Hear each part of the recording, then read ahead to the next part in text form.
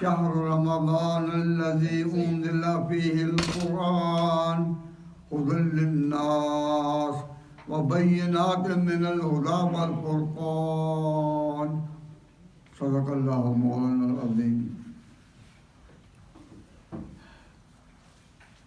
برادران اسلام،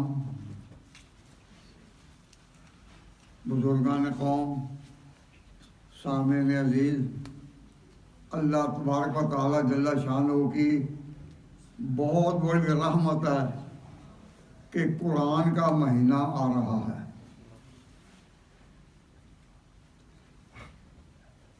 اس کا نام لوگ لیتے ہیں روزوں کا مہینہ، لیکن اس کا اصل نام ہے قرآن کا مہینہ. جو ہی اعلان ہو جائے کہ رمضان آ گیا تو پہلے حاضری ہوتی ہے قرآن کی روزہ اگلے دن. جب بھی رمضان آئے تو پہلے حاضری کس کی؟ قرآن کی. پہلے کس کی؟ تراویح کی. پہلے کہاں؟ مسجد میں جانا ہے. روزہ اگلے دن ہوگا نا. معلوم ہوا کہ روزے کی پوزیشن سیکنڈ ہے، پہلی پوزیشن قرآن کی ہے. قرآن کس کا کلام ہے؟ اللہ کا. اللہ کھاتا ہے پیتا ہے؟ نہیں. وہ کھانے پینے سے بے نیاز.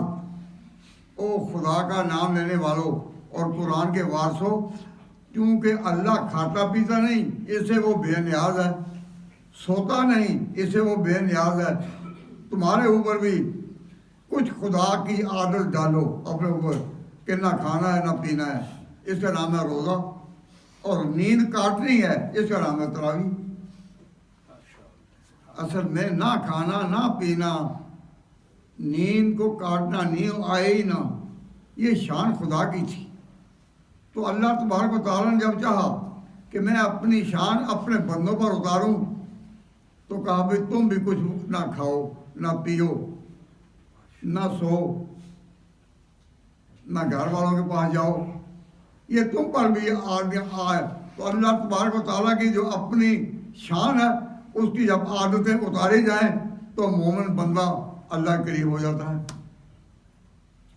تو آپ رمضان میں گویا خدا کا استقبال کریں گے. یہ شان خدا کی ہے جو میں نے عرض کی. تو آپ خدا کا استقبال کریں گے اور خدا کے ساتھ جو استقبال کریں گے تو اللہ تعالیٰ بڑی رحمت والے ہیں. اللہ کی طرف تم چل کر آؤ تو وہ دوڑ کر آتا ہے تمہارے گھر. دوڑ کر آنے کا معنی یہی ہے کہ جلدی جلدی.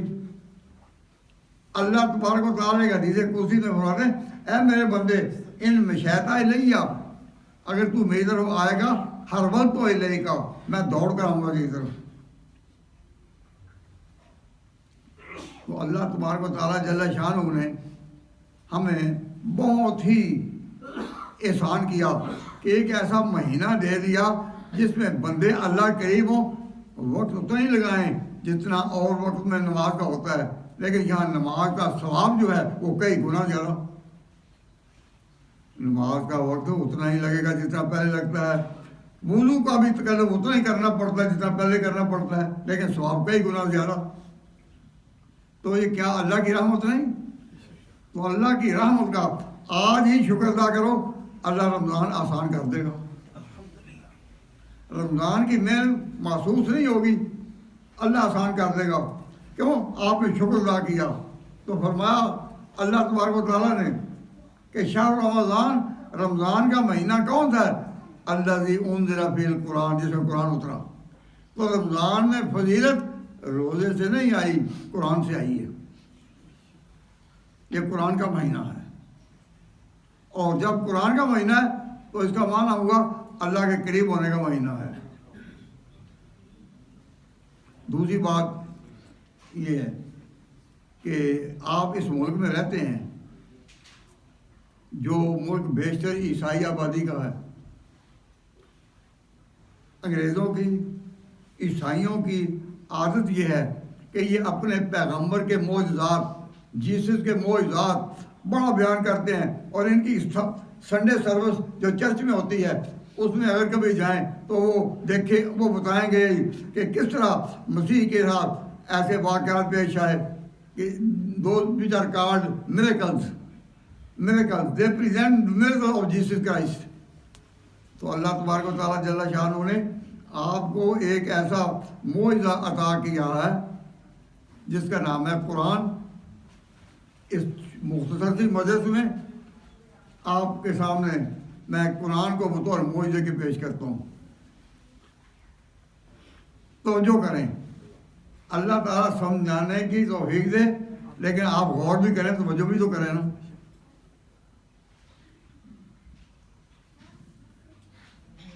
اور میں بیان میں سوال بھی کیا کرتا ہوں، اور سوال کا معنی جواب لینا نہیں، توجہ دلانا ہے کہ ذرا توجہ ہو جائے. کوئی کسی کا امتحان نہیں، سوال ہے توجہ کی خاطر. تو توجہ دلانے کے لیے میں یہ بات کرتا ہوں کہ ہر مسجد میں، یہ انگلینڈ میں بھی لندن میں بھی، ہر مسجد میں جائیں تو آپ نے دیکھا ہے کہ بچوں کو جب پڑھاتے ہیں تو چھوٹی عمر کا بچہ وہ جلدی یاد کرتا ہے یا بڑی عمر کا؟ آپ کا مشاہدہ کیا کہتا ہے، آپ کا تجربہ کیا کہتا ہے کہ چھوٹی عمر میں بچہ یاد کر سکتا ہے اچھا یا بڑی عمر میں؟ آپ سب کا جواب یہی ہے کہ چھوٹی عمر میں. جتنے چھوٹے بچے ہوتے ہیں تو جلدی یاد کر لیتے ہیں، اور بڑے ہوتے ہیں تو کوئی دقت ہوتی ہے. Are you with me on this issue? Yes. You understand this? Is it right? Yes. چھوٹے زیادہ جلدی یاد کرتے ہیں اور بڑا نہیں یاد کرتے. تو آپ نے کبھی یہ بھی غور کیا کہ مکہ میں ایک شخص جس کی عمر 40 سال کی ہو گئی تھی اور 40 سال سے زیادہ ہو گئی تھی، 40 سال بڑی عمر ہوتی ہے، اس سے ہوتی، اس پر جب قرآن اترا تو وہ قرآن کیسے بغیر دور کرنے کے، بغیر بار بار دہرانے کے، دوسروں کو سنانے کے یاد ہو گیا ایک ہی دفعہ. اور وہ جو پیچھے جب وہ نماز پڑھاتے تھے تو جو پیچھے کھڑے ہوتے تھے صحابہ، انہوں نے وہی قرآن جو نبی سے پہلے سنا ہو وہ جب وہی سنتے تھے، کوئی زور زبر کی کوئی تبدیلی نہیں، کوئی غلطی نہیں، تو ان کے دل میں کیا گزرتی ہوگی کہ یہ اپنی طرف سے نہیں کہہ رہا، کہنے والا کوئی اور ہے. جب آپ اس بات پر غور کریں گے کہ چھوٹی عمر کا بچہ جو ہے جلدی یاد کر لیتا ہے اور بڑی عمر کا نہیں، اور یہ ہم قرآن جو لیے پھرتے ہیں یہ کس وقت اترا؟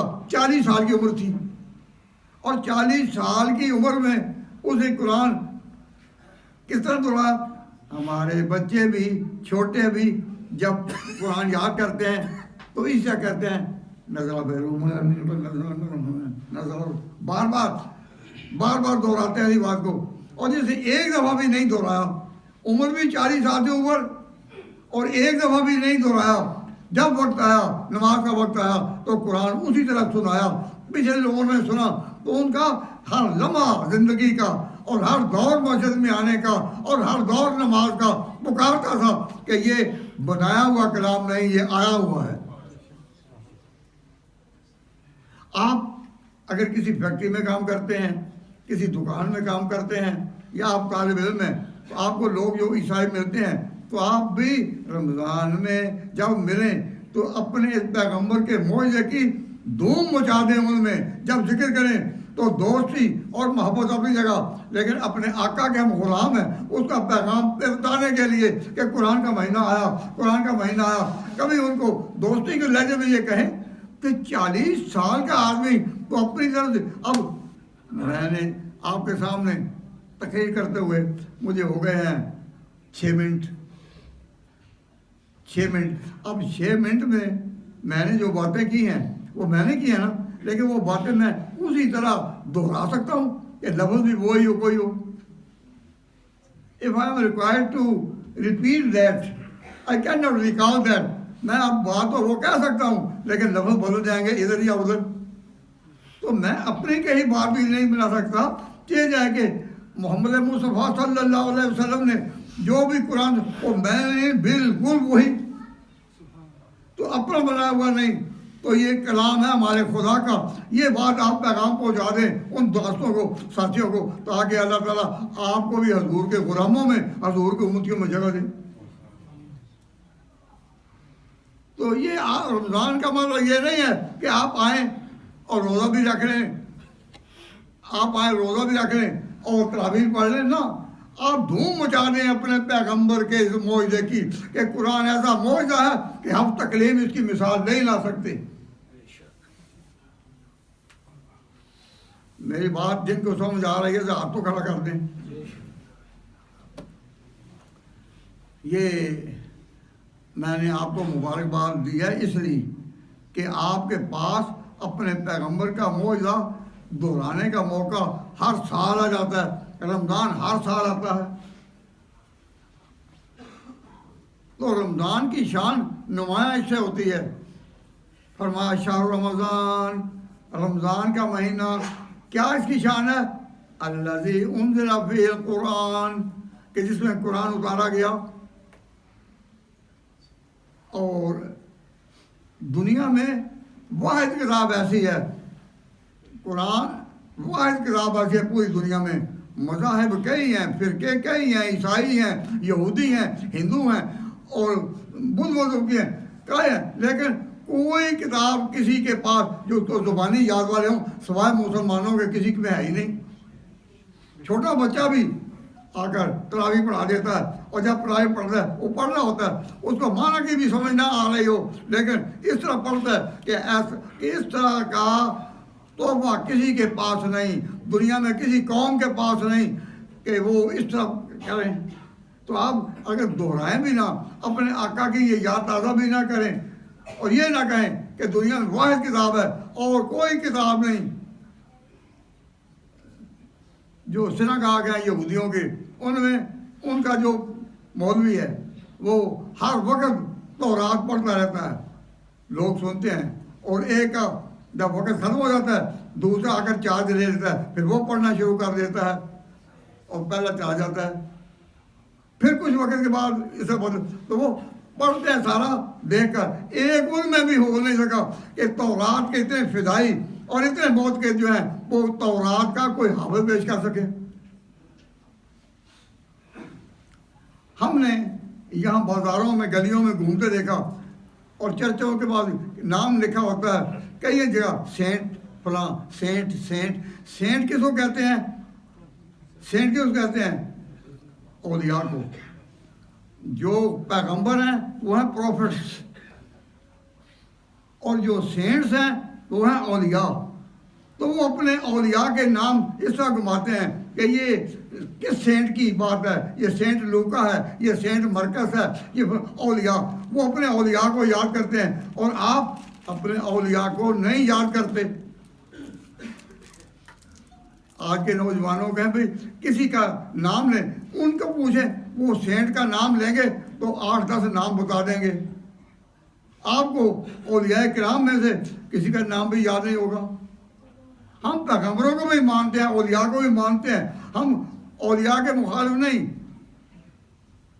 اللہ تبارک و تعالیٰ جل شانہ نے حضور کے بعد نبی تو نہیں کوئی بھیجنا نہ بھیجا، لیکن اولیاء بھیجے، اور اولیاء اس امت میں آئے، انہوں نے قوم کو جگایا۔ آپ ان اولیاء پر ایمان رکھیں، یقین رکھیں، تو گویا وہ کام جو پہلے پیغمبر کیا کرتے تھے، اب پیغمبر تو کوئی نہیں، اللہ تعالیٰ نے وہ کام جو ہے وہ ان پر ڈالا ہے، علماء پر ڈالا ہے۔ تو اللہ تبارک و تعالیٰ جل شانہ جزائے خیر عطا فرمائے۔ تو آپ کو قرآن کے بارے میں کہ یہ معجزہ ہے اور کس طرح، ادھر سے بھی دیکھو معجزہ اور ادھر سے بھی دیکھو معجزہ۔ آپ سب کا قرآن پر ایمان ہے یا نہیں؟ ہے نا؟ کس پر؟ ذرا ہوش کے ساتھ اور ذرا غور سے توجہ کے ساتھ بتائیں کہ آپ کا قرآن جب قرآن پر ایمان ہے تو کس پر؟ میں نے یہاں بھی پاکستان میں بھی کئی جگہ یہ سوال کیا اور پوچھا کہ آپ کا قرآن پر ایمان ہے؟ تو پھر میں نے کہا، انہوں نے کہا ہاں ہے۔ میں نے کہا کس پر؟ کوئی جواب نہیں دے رہا۔ کس پر؟ ایک نام ہے قرآن کا لوح محفوظ میں، بل ہوا قرآن مجید، یہ آیت ہے قرآن میں، بل ہوا قرآن مجید فی لوح محفوظ، لوح محفوظ میں۔ اس پر آپ کا ایمان ہے؟ نہیں۔ وہاں جو ہے اس پر ایمان ہونے کی ضرورت ہی نہیں، وہ لکھا ہوا ہے لوح محفوظ پر۔ ہمارا ایمان اس قرآن پر ہے جو محمد عربی پر نازل ہوا۔ تو جب پوچھا جائے تو تمہارا قرآن پر ایمان ہے، آپ کہتے ہیں ہاں۔ ہم پوچھے کس پر؟ پتہ نہیں نا، یہ نہیں کہنا۔ جب پوچھا کون سا، کہو اس پر۔ اگر کوئی پوچھے اس پر یا اس پر، کہو اس پر۔ میں صحیح کہہ رہا ہوں نا بھائی؟ میری بات سمجھ آ رہی ہے نا پورے؟ کہ قرآن پر ایمان ہے لیکن کس پر؟ اس پر۔ اس پر تو ہے ہی، اس میں تو احتیاط نہیں۔ تاہم نمبر 2 کیا ہے؟ قرآن کی پہلی منزل قرآن مجید فی لوح محفوظ، یہ پہلی منزل ہے۔ دوسری منزل قرآن کی کیا ہے؟ جبریل امین۔ وہاں سے یہ نور اور یہ کتاب اللہ تبارک و تعالیٰ نے لوح محفوظ سے دی جبریل کو، تو جبریل اس کی دوسری منزل ہے۔ اور جبریل کے بعد اپنے رسول کو وہ تیسری منزل ہے۔ تو قرآن مجید پہلی منزل میں لوح محفوظ پر، دوسری منزل میں جبریل پر، تیسری منزل میں محمد عربی پر۔ جب تک آپ کا ایمان قرآن پر اس لائن سے جو میں عرض کر رہا ہوں نہیں ہوگا، اس وقت تک وہ پکا ایمان نہیں ہوگا۔ اپنے ایمان کو پکا کرو۔ اس رمضان کے آمد پر یہ جو ساتھیوں نے یہاں اجتماع کیا، اور میں اپنے بیمار ہونے کے ساتھ آپ کی خدمت میں حاضر ہوا، بہت دیر کے بعد آپ کی محبت تازہ ہوئی تو میں آ گیا۔ تو میں نے کہا میں ان کو آج قرآن پر ایمان سکھا دوں، آپ بھی عہد کریں کہ ہم سیکھ لیں گے۔ قرآن کی پہلی منزل کہو لوح محفوظ، دوسری منزل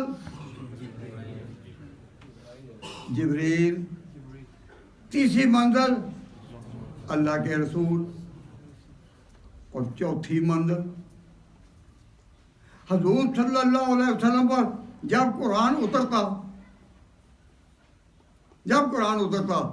تو آپ پر آتا تو آپ کہتے صحابہ میرے کاتبین وہی جو میری خدمت کرتے ہیں، وہی کو لکھنے پر وہی آتی ہے اوپر سے، تو جب وہی آتی ہے تو جو لکھنے کا کام کرتے ہیں ان کہتے ہیں کاتبین وہی۔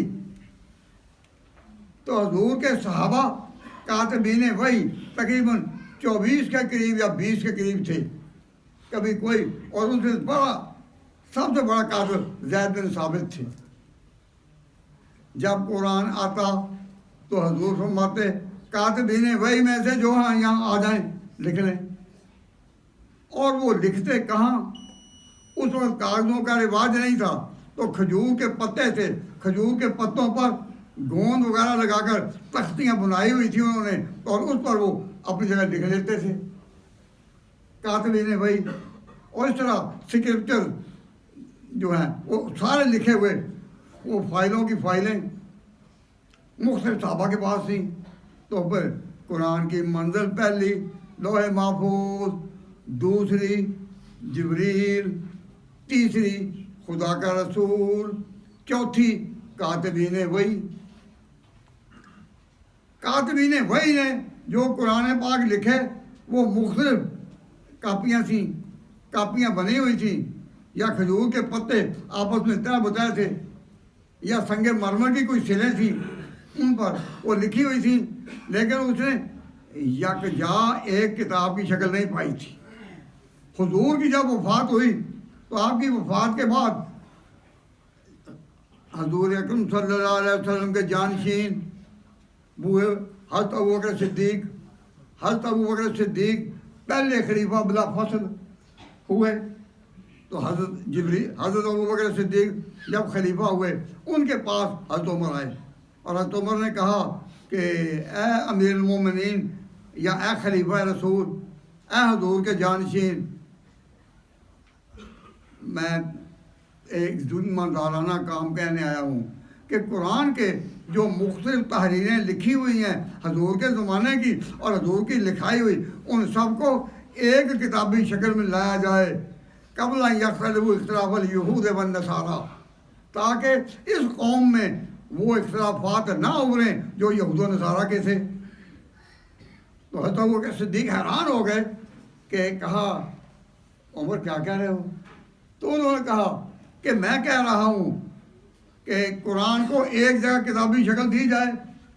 تو حضرت ابوبکر صدیق رضی اللہ تعالیٰ عنہ کا مزاج یہ تھا کہ وہ بات کو نہیں دیکھتے تھے جتنا ادائے مصطفیٰ کو دیکھتے تھے۔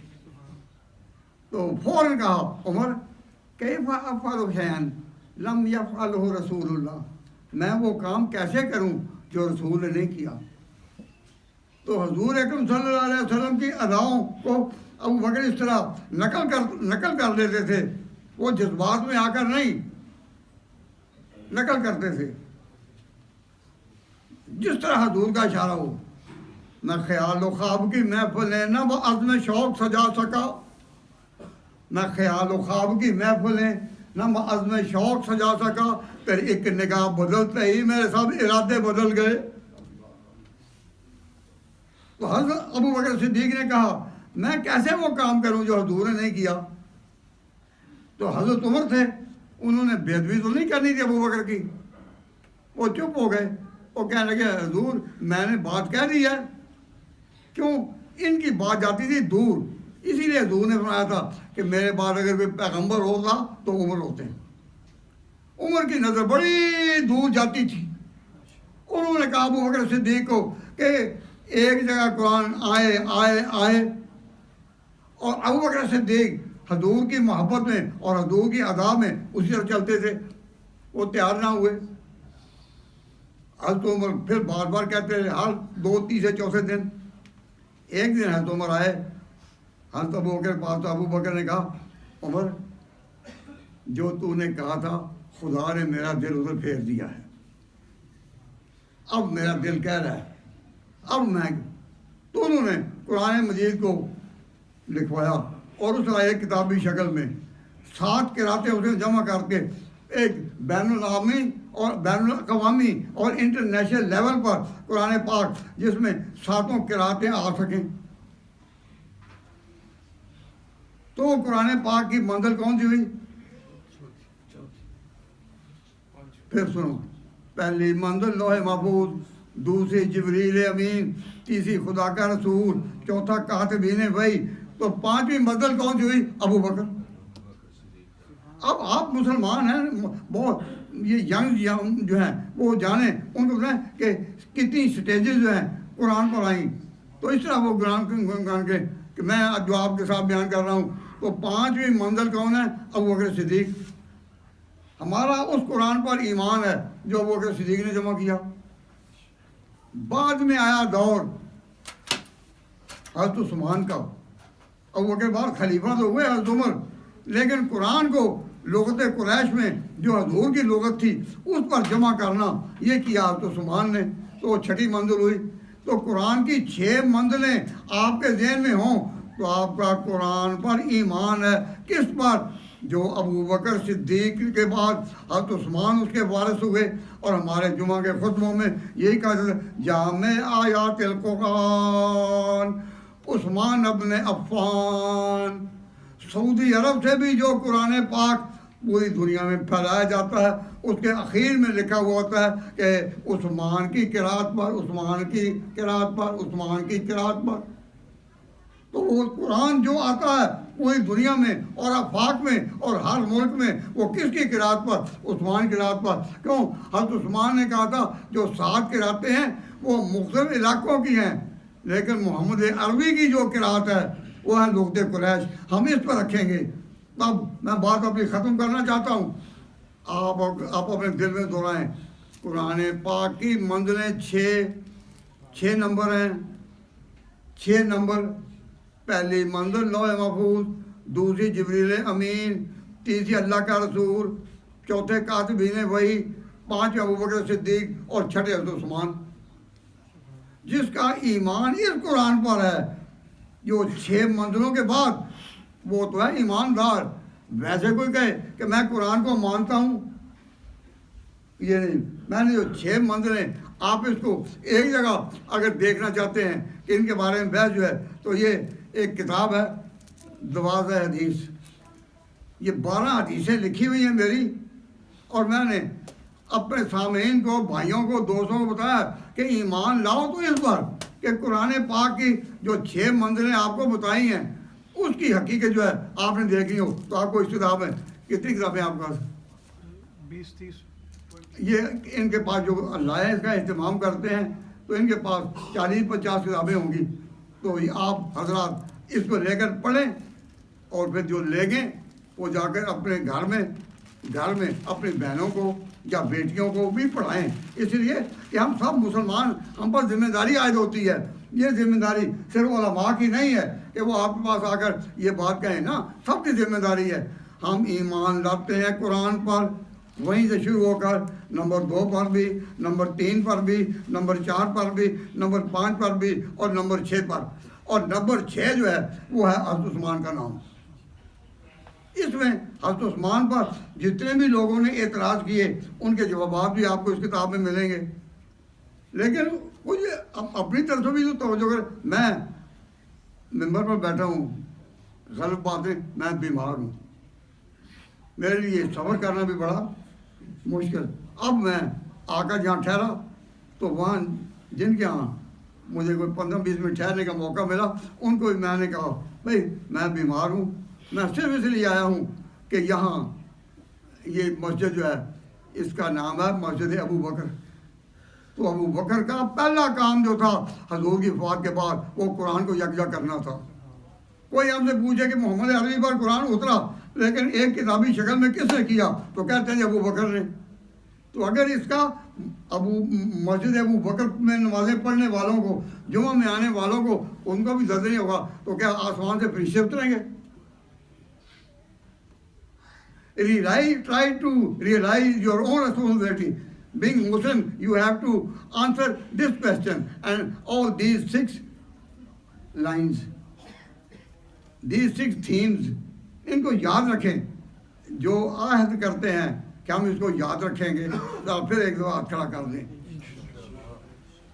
اللہ تعالیٰ توفیق عطا فرمائے. تو پھر صحیح، میں نے وقت کی رعایت کرتے ہوئے، آپ کی رعایت کرتے ہوئے اور آپ کی محبت کے احساس میں یہاں آ کر آپ کو یہ جو بات کہہ رہا ہوں، اللہ تبارک و تعالیٰ آپ کے نسلوں میں بھی یہ بات اتارے اور عثمان غنی کا نام جو ہے وہ دنیا میں روشن ہو.